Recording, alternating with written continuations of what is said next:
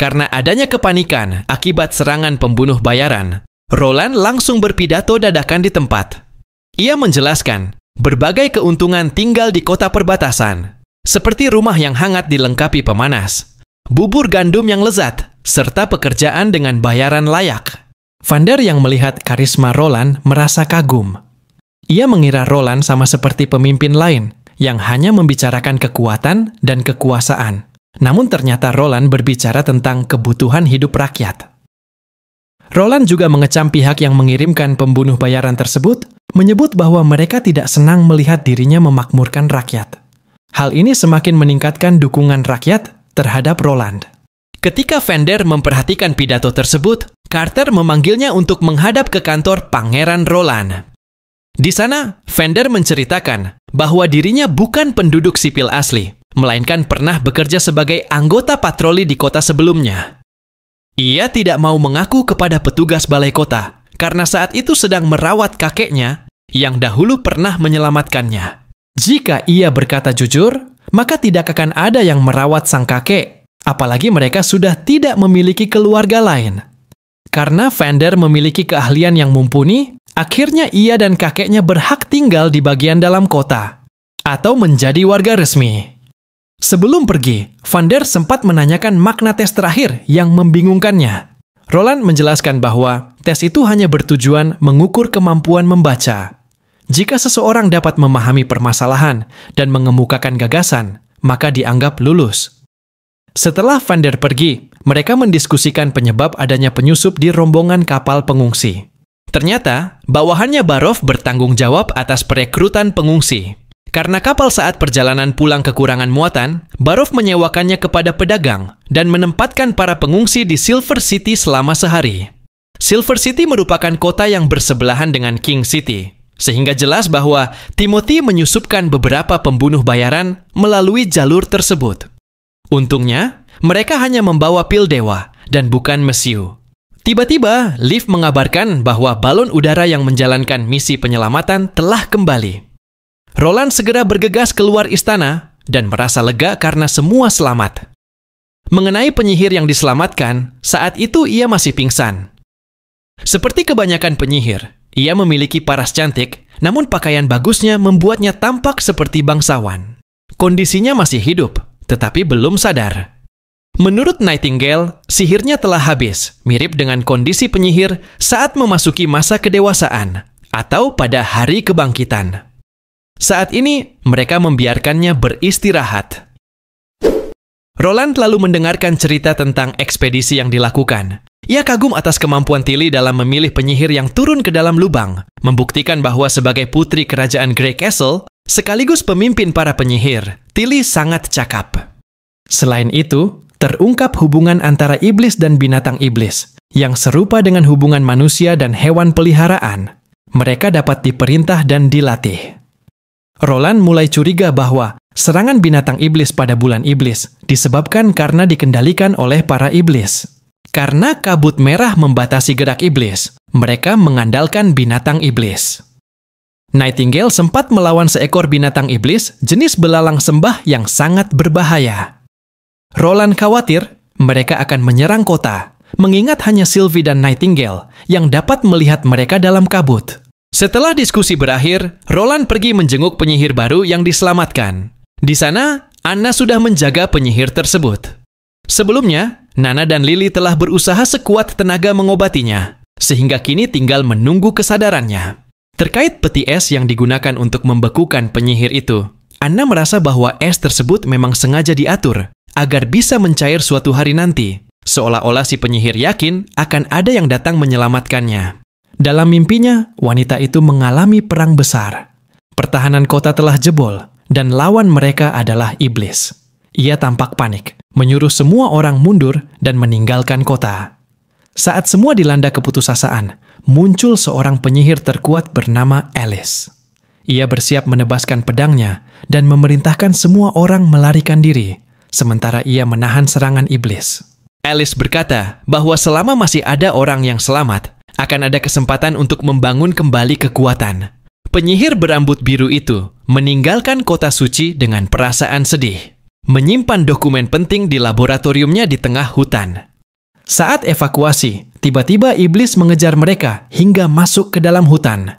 Penyihir itu berusaha kabur, tetapi saat iblis hampir mengenainya, ia membekukan diri dan berhibernasi. Saat dalam ketidaksadaran, ia merasa telah mati, namun melihat cahaya dari kejauhan, dan akhirnya terbangun di atas tempat tidur, dikelilingi oleh Roland dan para penyihir lainnya. Dalam kebingungannya, ia bertanya di mana ia berada. Ketika mendengar kata pangeran, ia mengira dirinya kembali ke masa lalu, karena gelar pangeran hanya digunakan pada zaman jauh sebelum berdirinya kota Takila. Ia langsung menanyakan tentang perang melawan iblis dan kota suci Takila. Namun, tidak ada yang bisa menjawab karena ketidaktahuan. Setelah beberapa saat, wanita itu memperkenalkan dirinya. Namanya Agatha, seorang penyihir purba yang telah hidup lebih dari 4 abad. Ia berasal dari Federasi Penyihir di kota suci Takila. Agatha terkejut saat mendengar bahwa manusia di zaman ini justru memburu para penyihir. Padahal pada masanya, penyihir memiliki status yang sangat tinggi. Mendengar kenyataan itu, Agatha sempat marah dan ingin menyerang Roland. Namun, saat mencoba menggunakan sihir, ia menyadari bahwa dirinya telah dipasangi batu dewa.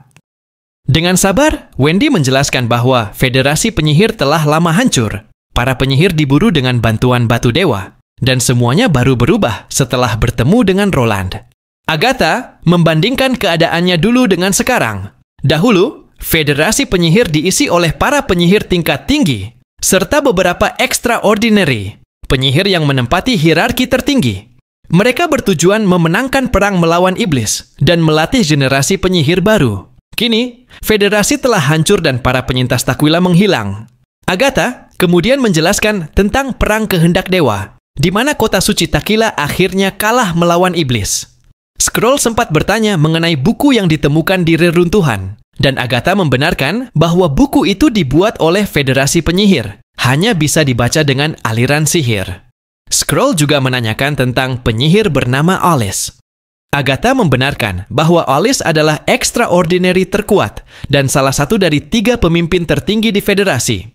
Walaupun kuat, menurut Agatha, Alice masih memiliki ruang untuk berkembang, yang disebut High Awakening. Mendengar hal itu, Roland mengungkapkan bahwa sudah ada 4 penyihir yang mencapai tahap tersebut di kota mereka. Awalnya Agatha tidak percaya, tetapi setelah Anna menunjukkan kekuatannya, ia terkejut. Anna menampilkan api merah sebagai kekuatan dasarnya, lalu api hijau setelah awakening pertama, dan akhirnya api hitam. Agatha tercengang karena tanpa federasi, para penyihir tetap dapat berkembang. Dirinya saja baru mencapai tingkat ahli pada usia 26 tahun, sedangkan di sini sudah ada 3 orang selain Anna. Ia pun mulai mempertanyakan siapa sebenarnya Roland. Roland menjelaskan bahwa Anna tidak hanya mengandalkan keberuntungan, tetapi juga mempelajari berbagai ilmu pengetahuan. Agatha menjadi penasaran, ilmu pengetahuan seperti apa yang dimaksud. Agatha kemudian menceritakan tentang eksperimen Alice terhadap tentara penghakiman. Dahulu, pada masa federasi, dalam melawan invasi iblis, dibutuhkan penyihir tipe petarung. Namun, rasio kelahiran penyihir tipe ini sangat kecil, apalagi extraordinary. Meskipun Alice sangat kuat dan mampu menghadapi beberapa iblis sekaligus, tetap saja kekuatan itu tidak cukup. Maka dibentuklah Takila Exploration Society, dan Agatha pernah menjadi salah satu anggotanya. Alice memerintahkan penelitian tentang prajurit super menggunakan batu dewa dan darah penyihir. Agatha menolak berpartisipasi karena menurutnya, lebih baik memperluas penggunaan batu dewa daripada mencampurkannya dengan darah penyihir. Namun, situasi saat itu sangat mendesak, sehingga Alice tidak punya banyak pilihan. Pada akhirnya, Federasi Penyihir dan Kota Suci Takila pun musnah, meski tentara penghakiman tetap bertahan. Setelah itu, diceritakan pula tentang gereja yang membangun kota suci baru di antara pegunungan. Gereja itulah dalang di balik perburuan penyihir, serta pengasuhan anak yatim perempuan, yang diantaranya berpotensi menjadi penyihir melalui proses awakening untuk berperang di masa depan. Wendy dan Ash juga telah menjadi korban sebelumnya. Gereja itu memiliki pasukan penghakiman dan beberapa penyihir kuat di pihaknya, serta sejarah yang mereka ciptakan bahwa hanya gereja yang dapat melawan iblis. Agatha yang mendengar hal tersebut terkejut dan berkata bahwa berarti gereja memegang rahasia tertinggi Federasi Penyihir. Ia heran mengapa semua itu bisa jatuh ke tangan pihak yang membenci para penyihir. Namun, itu masih merupakan dugaan dan harus diselidiki lebih lanjut. Untuk saat ini, Agatha disarankan beristirahat terlebih dahulu. Sebelum semua orang meninggalkan Agatha, Roland memberitahu bahwa manusia biasa dapat melawan binatang iblis. Meskipun setelah diskusi panjang, Roland masih belum bisa memastikan apakah Agatha berkata jujur atau tidak, karena kekuatan Nightingale terhalang oleh batu dewa. Mungkin keesokan harinya, setelah batu tersebut dilepas, kebenarannya akan terungkap. Informasi yang dibawa Agatha sangatlah berguna. Dengan kehadirannya, mereka tidak perlu bersusah payah menerjemahkan dokumen-dokumen kuno. Meskipun demikian, Roland tidak membenci sikap Agatha. Menurutnya, Agatha hanyalah seseorang yang masih terjebak oleh masa lalunya akibat apa yang telah ia alami. Pada malam hari, Agatha terbangun dari tidurnya. Ia menyadari batu dewa telah dilepaskan. Dalam kebingungan, ia memikirkan apa yang terjadi setelah kekalahan kota suci Taquila 4 abad yang lalu. Bagaimana mungkin para extraordinary bisa dikalahkan oleh manusia biasa? Saat ia sedang melamun, tiba-tiba Nightingale masuk ke dalam ruangan dan memperkenalkan diri. Melihat kemampuan Nightingale, Agatha bertanya apakah ia sudah awakening atau belum. Nightingale mengaku bahwa ia tidak akan bisa awakening seperti Anna, yang dengan kepintarannya dapat cepat menyelesaikan buku Theory of Natural. Mendengar hal itu, Agatha tertarik dengan buku tersebut. Namun, untuk membacanya, ia harus bergabung dengan Witch Union dan bekerja untuk Roland. Agatha kesal mendengarnya, karena di zamannya dulu, manusia biasa dianggap sebagai golongan rendah yang bertugas melayani para penyihir. Mulai dari bertani, beternak, hingga menghasilkan keturunan. Ia tidak sudi melayani manusia.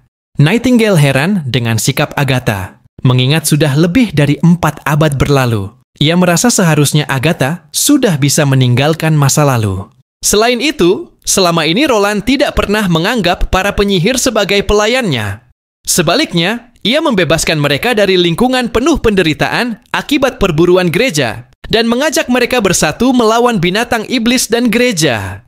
Agatha kemudian bercerita bahwa 9 abad yang lalu, saat manusia dan penyihir memerintah bersama, mereka tetap mengalami kesulitan dalam peperangan melawan iblis.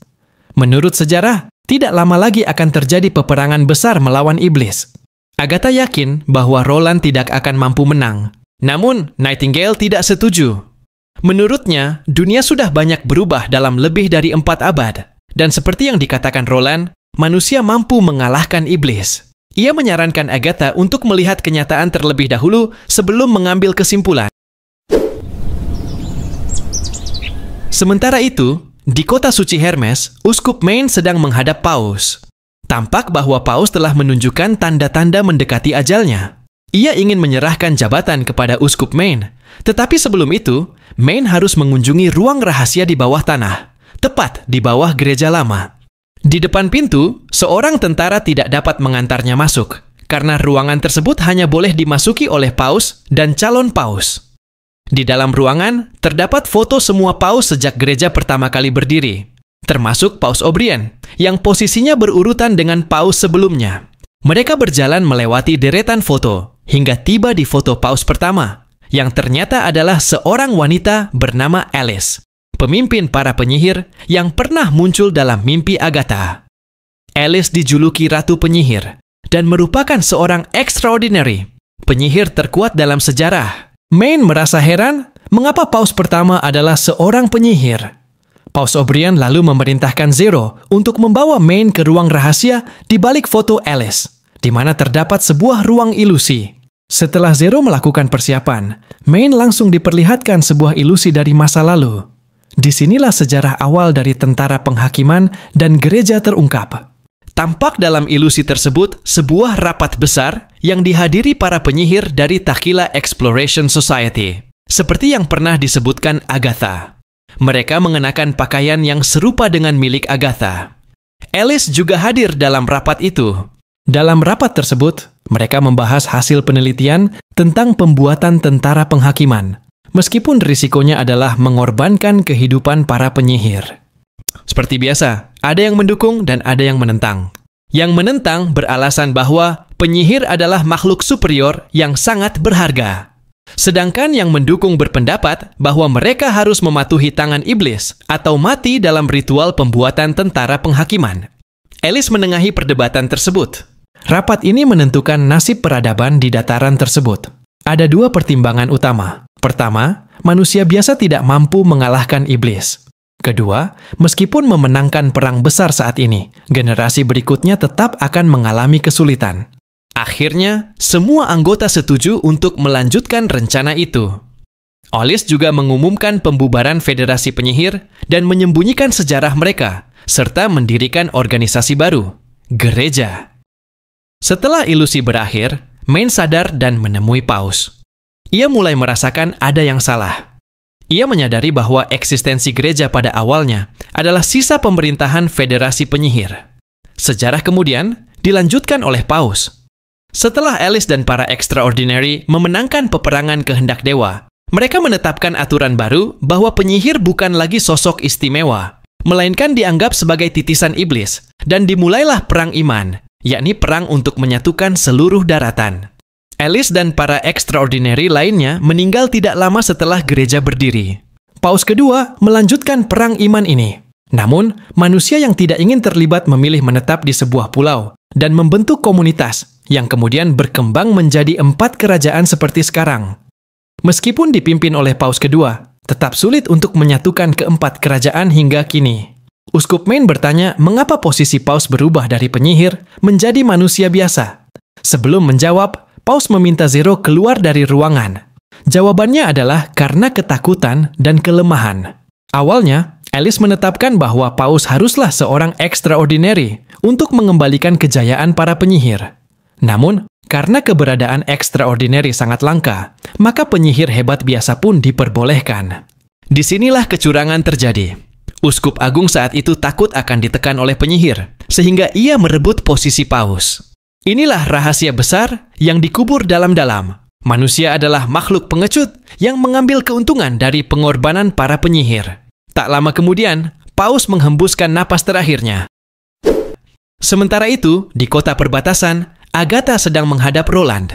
Ia ditawari untuk berkeliling kota, melihat kebiasaan penduduk masa kini, atau membaca buku, sesuai dengan permintaannya sebelumnya. Namun, Agatha lebih tertarik untuk melihat hal yang membuat Roland berani mengatakan bahwa manusia biasa dapat membantai iblis. Jika yang dimaksud adalah meriam, sore nanti akan diadakan uji coba meriam terbaru, dan Agatha dipersilakan untuk ikut menyaksikannya. Selain itu, Roland juga penasaran tentang kehidupan sosial masyarakat di kota Takila pada masa lalu, mulai dari makanan, tempat tinggal, pertanian, peternakan, dan lain-lain. Agatha merasa kesal karena bukannya membahas cara membantai iblis, pembicaraan justru melebar ke hal-hal tersebut. Roland kemudian bertanya tentang batu sihir. Apakah Takila Exploration Society mengetahui tentang benda itu?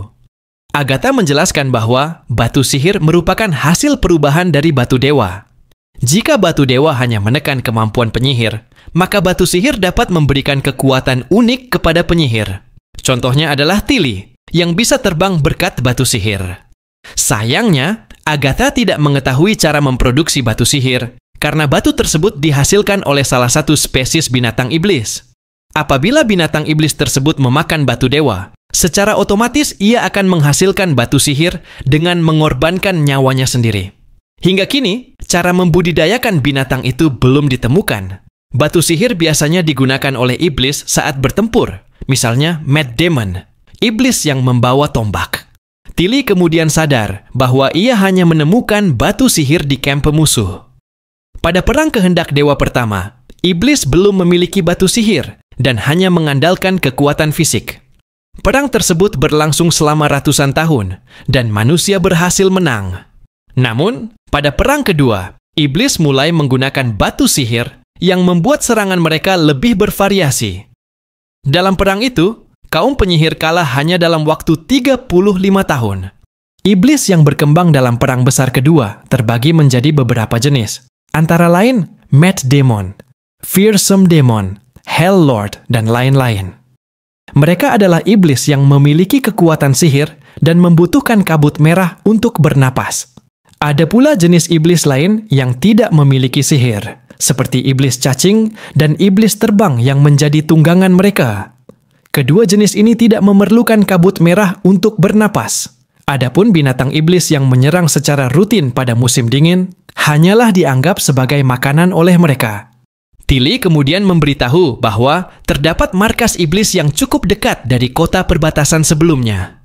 Mendengar hal itu, Agatha langsung mengajak semua orang untuk menyerang kamp tersebut, karena di sana terdapat iblis bermata banyak yang selalu memproduksi batu sihir. Batu-batu itu dapat digunakan untuk penelitian, sekaligus menjadi ajang pembuktian bagi Roland bahwa manusia dapat mengalahkan iblis. Namun, Roland menolak usulan itu. Ia beralasan bahwa informasi yang tersedia masih sangat minim, dan serangan tersebut pasti akan memancing binatang iblis untuk mendekat. Intinya, risikonya terlalu tinggi, dan ia tidak mau mempertaruhkan keselamatan pasukannya. Agatha merasa kecewa, karena menurutnya, di kota Takila dulu, semua orang bersumpah akan melawan iblis hingga titik darah penghabisan, sedangkan Roland terlihat terlalu santai dan seolah-olah meremehkan bahaya iblis. Ia kemudian menjelaskan bahwa menurut sejarah, setiap kali terjadi bulan merah akan muncul gerbang iblis. Dari sanalah para iblis mulai membangun tugu obelisk untuk memproduksi kabut merah, kemudian mendirikan benteng, dan akhirnya memulai serangan. Agatha khawatir bahwa ini mungkin adalah akhir dari umat manusia. Setelah diskusi serius tersebut berlangsung cukup lama, Roland menutupnya dengan mengajak makan siang. Saat makan, Agatha kembali merasa kesal karena bencana iblis sudah semakin mendekat, tetapi Roland tampak menikmati makan siangnya. Meskipun demikian, Agatha sendiri tampak menikmati makanannya. Agatha lalu bertanya kepada Wendy, mengapa Roland begitu dipercaya bisa melawan iblis, padahal yang tampak hanyalah ia menyediakan makanan dan tempat tinggal. Wendy pun menjelaskan bahwa Roland bukan hanya menyediakan perlindungan dari kejaran gereja, melainkan juga membangun sistem yang teratur. Buktinya, ia mampu mengubah para petani menjadi prajurit yang dapat melawan binatang iblis, menciptakan banyak senjata hebat, bahkan menjadikan orang biasa seperti Carter mampu melawan penyihir extraordinary. Selain itu, Roland juga mengajarkan ilmu pengetahuan yang memungkinkan para penyihir berevolusi.